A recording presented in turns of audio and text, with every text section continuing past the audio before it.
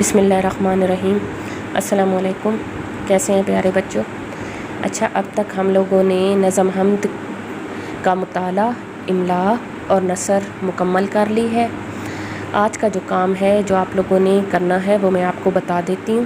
سب سے پہلے آپ کتاب کا صفحہ نمبر 3 کھولیں۔ صفحہ نمبر 3 پر نئے الفاظ دیے گئے ہیں، الفاظ معنی۔ یہ کام آپ لوگوں نے اردو الف کی کاپی پر لکھنا ہے، ٹھیک ہے؟ آگے صفحہ نمبر 4 پر معروضی سوالات دیے گئے ہیں۔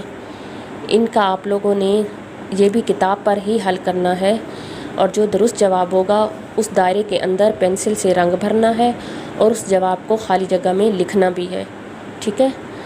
اور آگے ہے خوش خطی۔ رے کی مدد سے دال لکھنا سیکھیے۔ اب میں آپ کو ایک لفظ لکھ کے بتا دیتی ہوں کہ کیسے لکھنا ہے آپ نے، پھر یہ آپ نے مکمل خود کرنا ہے کتاب پر، ٹھیک ہے؟ سب سے پہلے ہم رے لکھیں گے۔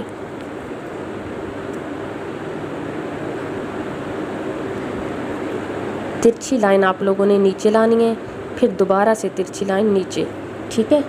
اب آپ لوگوں نے اس سے دال بنانی ہے، اس کے برابر آپ لوگ نقطہ لگائیں گے۔ اب یہ دال کا جو ہاف سرکل ہے یہ اس مڈ لائن کو ٹچ کرے گا، درمیان میں آ جائے گا۔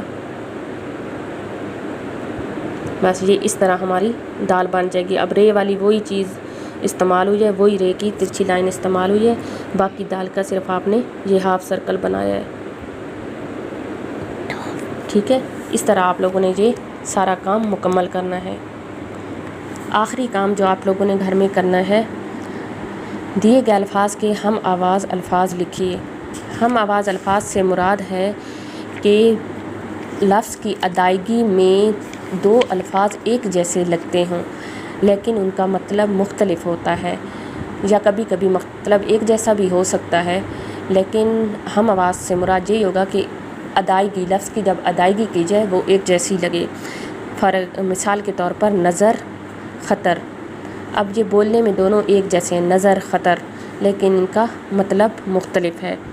آگے ہمارے پاس ہے تارے، پیارے، میدان، بیاباں، گھر، تر، سفر، صبر، کھنڈر، سلنڈر، سحر، بحر، آسمان، سنسان، ٹھیک ہے؟ یہ بھی آپ لوگوں نے کتاب پر کام کرنا ہے۔ صرف الفاظ معنی آپ لوگوں نے اردو الف کی کاپی پر لکھنے ہیں، باقی معروضی سوالات، رے کی مدد سے دال لکھنا سیکھیے، اور ہم آواز الفاظ یہ آپ لوگوں نے کتاب پر حل کرنے ہیں، ٹھیک ہے؟ اللہ حافظ۔